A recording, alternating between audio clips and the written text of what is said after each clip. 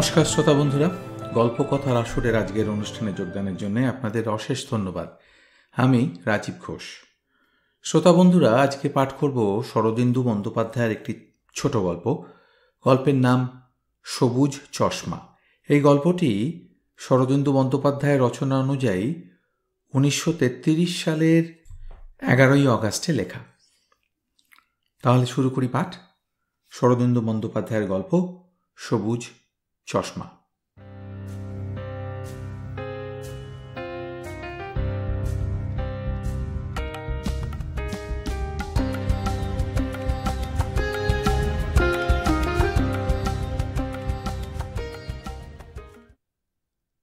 বড়দা বলিল, আমিও একদিন তোমাদের মতো নাস্তিক ছিলুম। আমরা সকলে উৎসুকভাবে নিরুত্তর রহিলাম, কারণ এরূপ ভূমিকার উদ্দেশ্য আমাদের অজ্ঞাত ছিল না। কেবল অমূল্য মুখ বিকৃত করিয়া হাসিল। বড়দা টেবিলের উপর হইতে পা নামাইয়া বলিল, কিন্তু একবার এমন একটা ব্যাপার ঘটল যে তারপর প্রেতজনিতে অবিশ্বাস করা একেবারে অসম্ভব। অনেকদিন আগেকার কথা, প্রায় 10 বছর হলো। সেরকম ভয়ঙ্কর অভিজ্ঞতা জীবনে কখনো হয়নি। রেলে কাটা পড়তে পড়তে বেঁচে গিয়েছিলুম। অমূল্য সক্ষোভে কপালে করাঘাত করিয়া বলিল, আরে আমাদের ভাগ্যই মন্দ, কাকে দোষ দেব? পাছে আবার ঝগড়া বাঁধিয়া যায়। তাই পৃথ্বী তাড়াতাড়ি বলিল, আরে কাউকে দোষ দিতে হবে না, আরে বড়দা তুমি আরম্ভ করে দাও। বড়দা শত্রু মিত্র সকলকে সমান অগ্রাহ্য করিয়া অবিচলিতভাবে একটা চুরুট ধরাইল, তারপর আরম্ভ করিল। কিউল জংশনের মতো এমন লক্ষ্মী ছাড়া স্টেশন বোধহয় পৃথিবীতে আর নেই। লুপ লাইন থেকে যেদিকেই যেতে চাও, কিউলে অন্তত 3টি ঘন্টা বিশ্রাম করতে হবে। সেবার ওই বিয়ে পরীক্ষা দিয়ে মামার বাড়ি বেড়াতে যাচ্ছিলুম এলাহাবাদে। সন্ধ্যের সময় মুঙ্গের থেকে বেরিয়ে রাত্রি 8টা নাগাদ কিউল পৌঁছানো গেল। সেখানে পশ্চিমে ট্রেন আসবে রাত্রি 11টায়। সুতরাং অফুরন্ত অবকাশ। আমার সঙ্গে কেবল একটা সুটকেস ছিল। সেটা কুলির জিম্মা করে দিয়ে লম্বা কাঁকড় ঢাকা প্ল্যাটফর্মের ওপর পায়চারি করতে লাগলুম। ক্রমে ট্রেন বেরিয়ে গিয়ে স্টেশনটা একেবারে খালি হয়ে গেল। ঘণ্টা 3-এর মধ্যে আর গাড়ি নেই। কিন্তু একলা শূন্য প্ল্যাটফর্মে কাঁতো পায়চারি করা যায়? হ্যাঁ, ঘণ্টাখানেক ঘুরে বেড়াবার পর দেখলুম কেউ কোথাও নেই। স্টেশন স্টাফও বোধ করি এই অবসরে একটু নিদ্রা দিয়ে নিচ্ছে। গ্যাসের বড় বড় ল্যাম্পগুলো জনহীন প্ল্যাটফর্মে অনর্থক আলো বিকীর্ণ করছে। আরে আমিও এদিক ওদিক চেয়ে ফার্স্ট ক্লাস ওয়েটিং রুমে ঢুকে পড়লুম। ভাবলুম নিরিবিলি একটু ঘুমিয়ে নেওয়া যাক।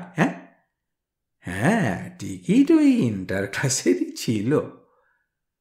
ওয়েটিং রুমের মাঝখানে একটি বড় গোছের গোল টেবিল, তার ওই ওপরে কেরোসিনের ল্যাম্প ঘোলাটে ভাবে জ্বলছে। টেবিলের চারপাশে 10-12খানা চেয়ার, আরাম কেদারাও আছে। একটি চেয়ারে বসে একজন ভদ্রলোক ঝিমুচ্ছিলেন। একটা চামড়ার হ্যান্ডব্যাগ তাঁর সামনে টেবিলের ওপর রাখা ছিল। আমি ঢুকতেই তিনি চমকে উঠে তাড়াতাড়ি ব্যাগটা নিজের কাছে টেনে নিলেন। আর কেউ যে ওয়েটিং রুমে আছে তা প্রত্যাশা করিনি। যা হোক, অনধিকার প্রবেশের সংকোচ দমন করে একটা চেয়ার টেনে বসলুম। ভদ্রলোক মিটমিট করে আমার দিকে তাকাতে লাগলেন। বয়স্ক লোক, মুখে দাড়ি আছে, ওস্তাগরের তৈরি ঝলঝলে কোট প্যান্টালুন পরা, কিন্তু তবু বাঙালি বলে সন্দেহ হলো। একটু ইতস্তত করে জিজ্ঞাসা করলুম, মশাইয়ের কোন দিকে যাওয়া হচ্ছে? ভদ্রলোক ব্যাগটি তুলে নিজের কোলের ওপর রাখলেন। এমন সন্নিগ্ধ চোখে আমার দিকে চাইতে লাগলেন যেন তার ওই ব্যাগটি চুরি করার জন্য আমি ঢুকেছি। তারপর সতর্কভাবে বললেন, আমি বিলেত যাচ্ছি। কিছুক্ষণ অবাক হয়ে চেয়ে থেকে বললুম, হ্যাঁ? তিনি আবার বললেন, বিলেত যাচ্ছি। আপনি? লজ্জিতভাবে বললুম, আমি এই কাছেই, এলাহাবাদ যাচ্ছি। এলাহাবাদ? এলাহাবাদে কি করেন? হ্যাঁ, কিছু করি না, মামার বাড়ি বেড়াতে যাচ্ছি। আপনি কি কখনো সেখানে ছিলেন? তার সতর্ক সাবধান ভাব অনেকটা কেটে গেল। তিনি একটা দীর্ঘশ্বাস ফেলে বললেন, সেখানে আমি লিটন কলেজে ফিজিক্সের প্রফেসর ছিলাম। আমার নাম বিরাজমোহন সেন। বিরাজমোহন সেন নামটা খুব পরিচিত। আমাদের মামাদের মুখে তাঁর অনেক গল্প শুনেছি। মামারা তার কাছে পড়েছিলেন। বিরাজবাবু একজন নামজাদা প্রফেসর ছিলেন, কিন্তু হঠাৎ মাথা খারাপ হয়ে যাওয়ায় তাঁকে অধ্যাপনার কাজ থেকে অবসর নিতে হয়। আমি সচকিত হয়ে উঠলুম। তারপর খুব ভালো করে তাঁকে পর্যবেক্ষণ করলুম, কিন্তু তাঁর চেহারায় মাথা খারাপের কোনো লক্ষণই দেখতে পেলুম না। প্রকাণ্ড কপালখানা বুদ্ধি এবং পাণ্ডিত্যেরই পরিচয় দিচ্ছে। উঁচু বাঁকা নাক, চোখের দৃষ্টিতে এমন কিচ্ছু নেই যা পাগলামি বলে মনে করা যেতে পারে। তো আমি বললুম, আমি আপনার নাম শুনেছি, আমার মামারা আপনার ছাত্র। তাই নাকি? কি নাম তাদের বলো তো? আমি নাম বলতেই তিনি লাফিয়ে উঠে বললেন, শৈল, নীরজ, বিলক্ষণ, তাদের খুব চিনি। তো তুমি তাদের ভাগ্নে? বেশ বেশ, বড় খুশি হলুম। বলে তিনি ব্যাগটা আবার টেবিলের ওপর রাখলেন। আমার বড় হাসি পেল। জিজ্ঞাসা করলুম, আপনার ওই ব্যাগটিতে কোনো মূল্যবান জিনিস আছে না? মূল্যবান? তিনি একটু চুপ করে থেকে বললেন, হ্যাঁ, তা বলতে পারো। এমন মূল্যবান জিনিস পৃথিবীতে আর নেই। আমি আশ্চর্য হয়ে জিজ্ঞাসা করলুম, কি জিনিস? তিনি আস্তে আস্তে বললেন, একটা চশমা। বিলেতে নিয়ে যাচ্ছি স্যার অলিভার লজকে দেখাবো বলে। আরও আশ্চর্য হয়ে গেলুম। বললুম, চশমা? স্যার অলিভার লজকে দেখাবেন? কিসের চশমা? তিনি উত্তর দিতে গিয়ে থেমে গেলেন, মাথা নিচু করে বসে রইলেন। তারপর হঠাৎ মুখ তুলে জিজ্ঞাসা করলেন, তুমি ভূত বিশ্বাস করো? ভূত? হ্যাঁ, জানি। মনে হলো মাথা খারাপের কথাটা হয়তো নেহাত মিথ্যে নয়, নইলে আপাত দৃষ্টিতে এমন একজন বিজ্ঞ লোক আবুল তাবুল কথা কয় কেন? বললাম, যা চোখে দেখা যায় না তা বিশ্বাস করি না। তিনি একটু হাসলেন। যা চোখে দেখা যায় না তাই যদি অবিশ্বাস করো, তাহলে তো পৃথিবীর অধিকাংশ জিনিসই অবিশ্বাস করতে হয়। এক বিন্দু জলে লক্ষ লক্ষ বীজাণু আছে, সে কি চোখে দেখা যায়? মাইক্রোস্কোপ দিয়ে দেখতে হয়। এক্সরে দিয়ে জ্যান্ত মানুষের শরীরে গোটা কঙ্কালটা দেখা যায়, সাদা চোখে কি দেখতে পাও? আমি বললাম, না, তা পাই না বটে, কিন্তু ভূত যে মাইক্রোস্কোপ কিংবা এক্সরে দিয়েও দেখা যায় না। তিনি আবার হাসলেন, গূঢ় রহস্যময় হাসি। তারপর বললেন, তা বটে, কিন্তু সাদা চোখেও যে অনেকে দেখেছে। আমি বললুম, তারা হয় ভ্রান্ত, নয় ঠগ। তিনি গম্ভীর হয়ে বললেন, পৃথিবীতে সকলকে ভ্রান্ত কিংবা ঠগের পর্যায়ে ফেলা যায় না। খাঁটি লোকও আছে। শিশির ঘোষ চোর ছিলেন না, নির্বোধ ছিলেন না। কিন্তু তোমার এখন বয়স কম, নাস্তিকতাই তোমার বয়সের ধর্ম। আমিও তোমার মতোই অবিশ্বাসী ছিলুম। বেশি দিন নয়, 2 বছর আগে পর্যন্ত আমি প্রেতজনী সম্বন্ধে ঘোর নাস্তিক ছিলুম। তারপর হঠাৎ একদিন সব ওলটপালট হয়ে গেল। যে অপূর্ব জিনিস না জেনে আবিষ্কার করে ফেললুম, তাতে জীবনের ধারাটাই বদলে গেল। কি আবিষ্কার করলেন? তিনি কিছুক্ষণ স্থির থেকে বললেন, একটা চশমা, বাইনোকুলারের লেন্সও বলতে পারো। আমি উত্তেজিত হয়ে বললুম, ও সেই চশমাই কি আপনার ব্যাগে রয়েছে? হ্যাঁ। ওই চশমাই স্যার অলিভার লজকে দেখাতে নিয়ে যাচ্ছেন? হ্যাঁ। কি ব্যাপার, আমাকে সব বলুন, আমার ভারী কৌতূহল হচ্ছে। তিনি বললেন, লোকের কাছে বলে যেরকম হাস্যাস্পদ আর ক্ষতিগ্রস্ত হয়েছি তাতে কাউকে বলতে ইচ্ছে করে না। যা হোক, তুমি যখন আগ্রহ প্রকাশ করছো তখন শোনো। আমি বিজ্ঞানের অধ্যাপক। বিজ্ঞানের রাজ্যে বাতিক খেয়াল কল্পনার স্থান নেই। সেখানে নিরস নিষ্ঠুর সত্যের কারবার। সুতরাং ভূতপ্রেত সম্বন্ধে আমার মনে যে একটা মজ্জাগত বিরুদ্ধতা থাকবে তা সহজেই অনুমান করতে পারবে। ভেবে দেখো, নিঃসংশয়ে ভূতপ্রেত বিশ্বাস করা যেতে পারে এমন জোরালো প্রমাণ আজ পর্যন্ত কিছু পাওয়া গেছে কি? সবই ধোঁয়া, অনিশ্চিত। বৈজ্ঞানিক কেউ স্বীকার করেছেন বটে, কিন্তু বিজ্ঞান স্বীকার করেনি।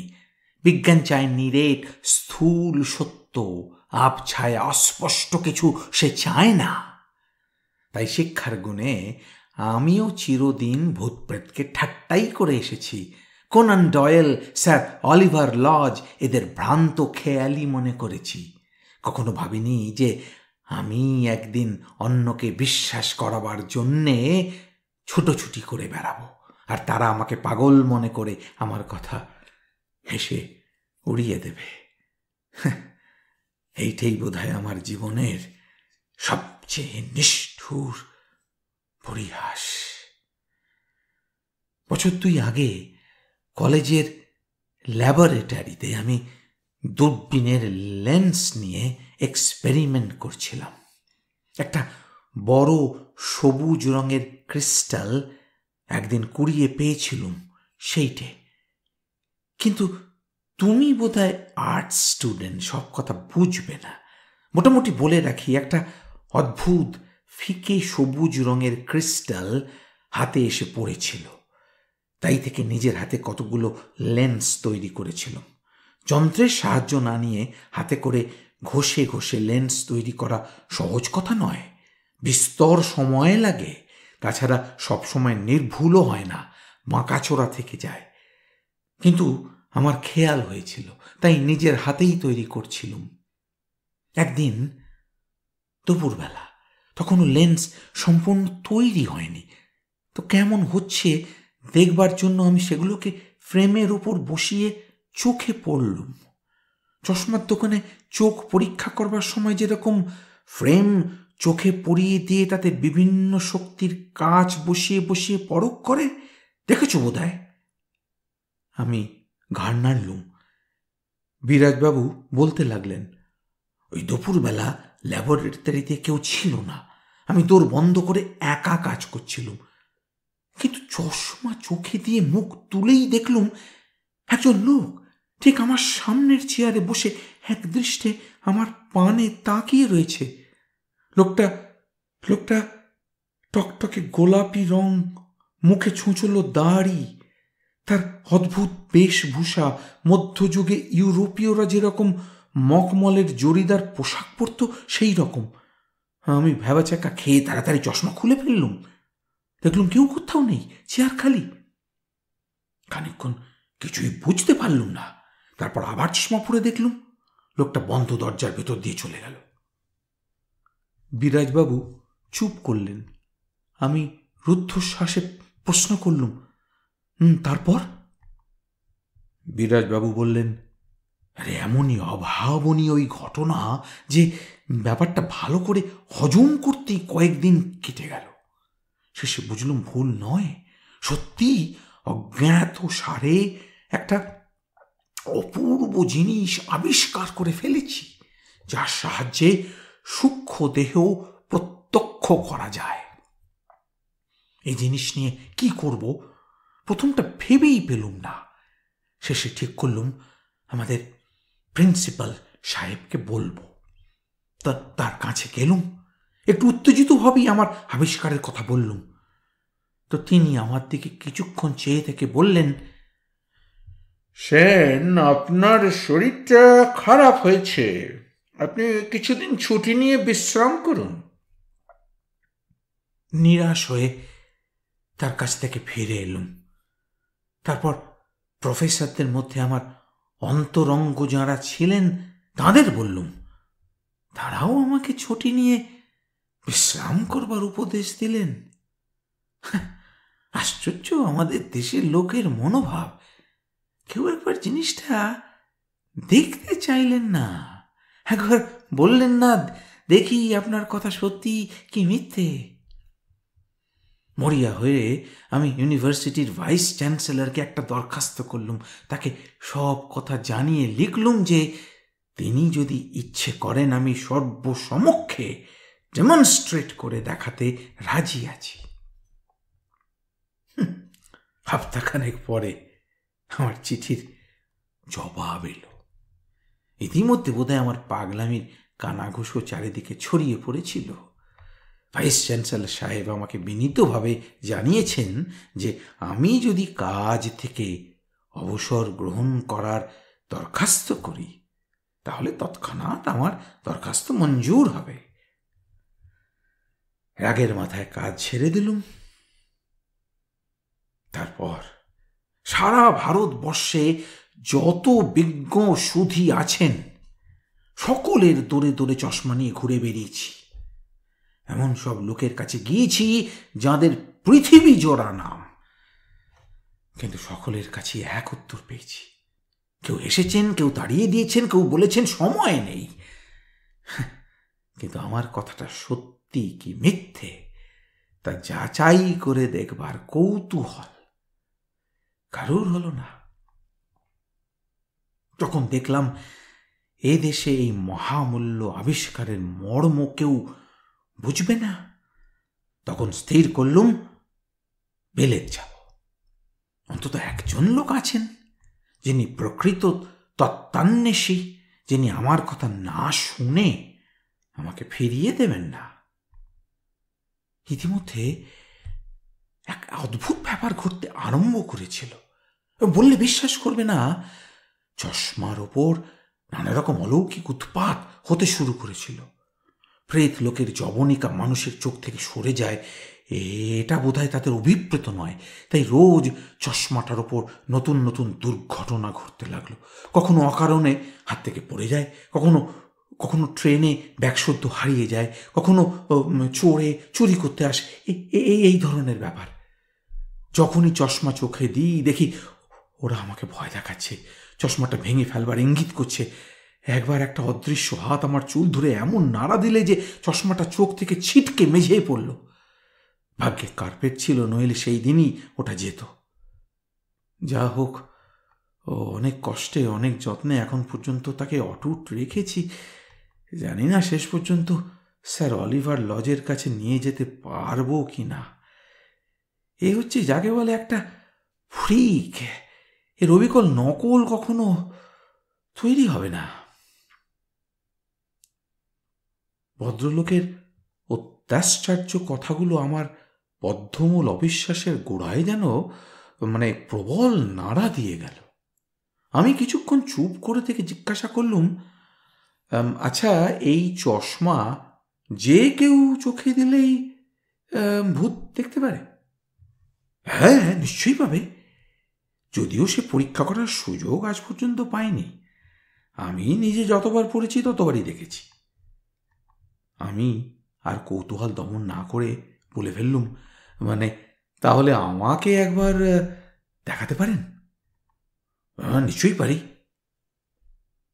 তিনি সানন্দে ব্যাগটা নিজের দিকে টেনে নিয়ে বললেন, আরে দেখাবার জন্যে আমি ছটফট করে বেড়াচ্ছি, কিন্তু আমার দুর্ভাগ্য কেউ দেখছে না। ব্যাগ খুলে তিনি সযত্নে একটি তুলোয় মোড়া চামড়ার কেস বার করলেন। তারপর অতি সন্তর্পণে কেসটি খুললেন। কেসের মধ্যে একটি মজবুত গোছের চশমা, ঠিক চশমা নয়, আজকাল একরকম বাইনোকুলার চশমা বেরিয়েছে, অনেকটা সেই রকম দেখতে।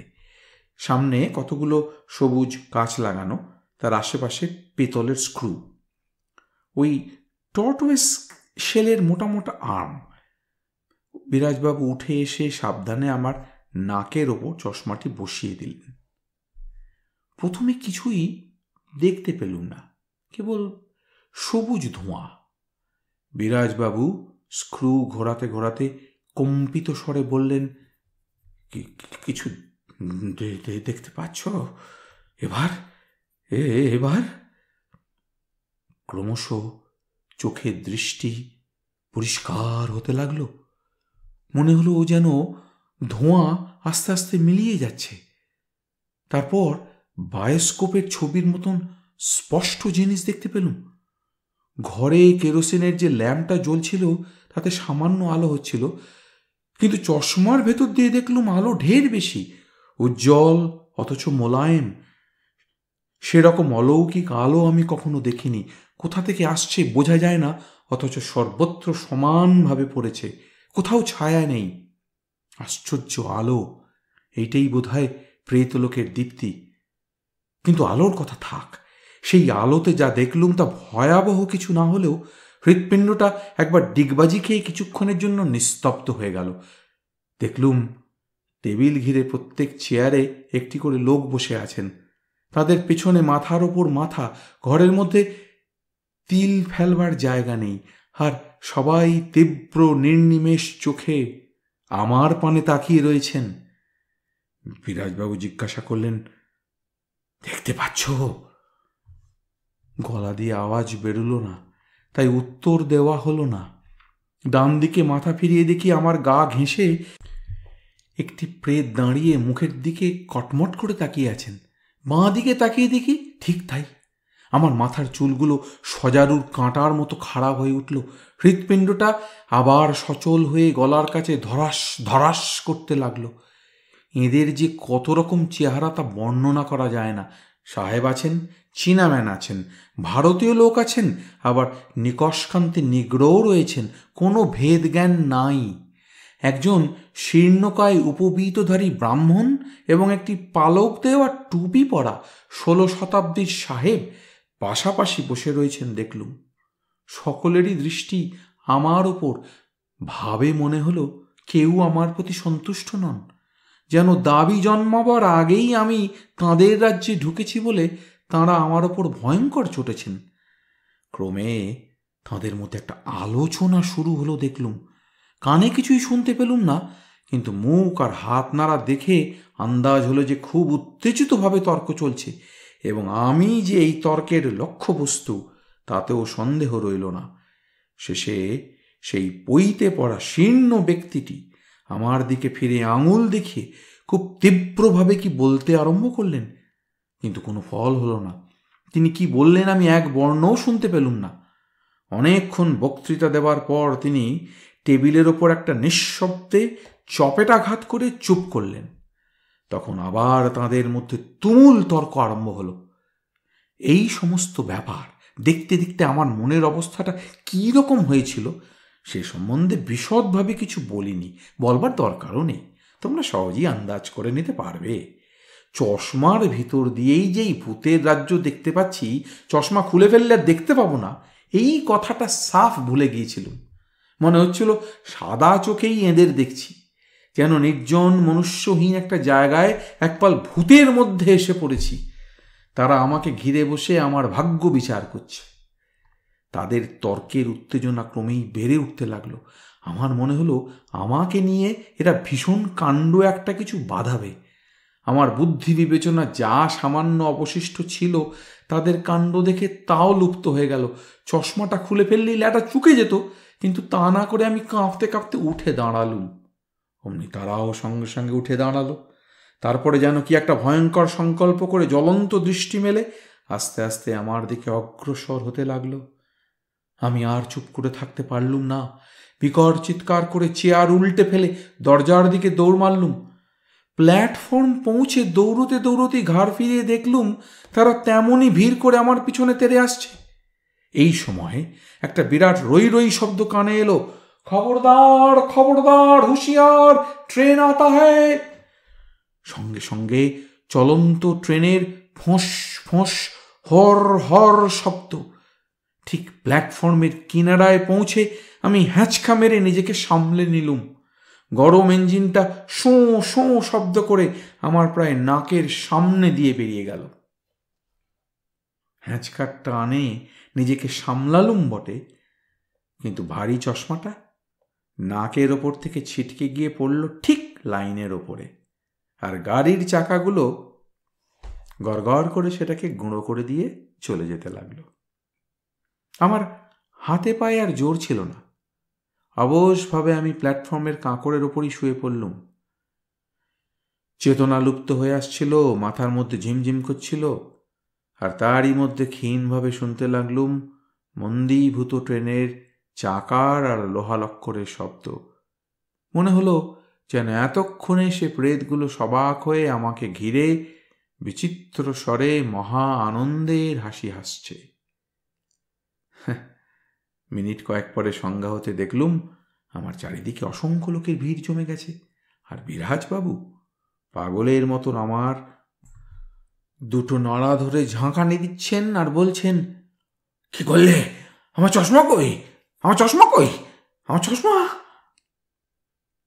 মূর্ছা যাওয়াই সৎযুক্তি বিবেচনা করে আমি আবার মূর্ছিত হয়ে শুয়ে পড়লুম।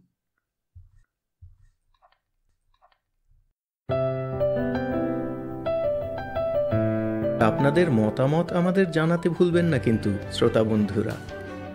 আমাদের ওয়েবসাইট golpokothar.org